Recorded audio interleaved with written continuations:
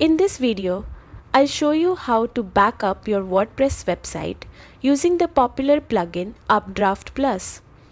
Don't forget to like and subscribe for more WordPress tips. First, log into your WordPress admin dashboard.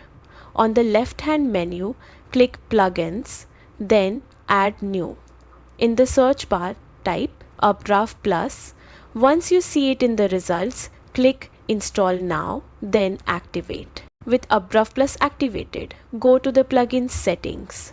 You will see a Backup Now button on the main dashboard. Click it.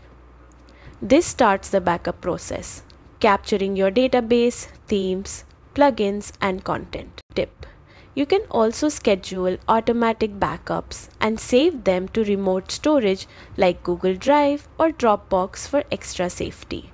This ensures your backups are secure even if your server encounters issues. And that's it. You've successfully backed up your WordPress site, giving you peace of mind and protecting your valuable content. Make sure to back up regularly or set up automatic backups to stay safe.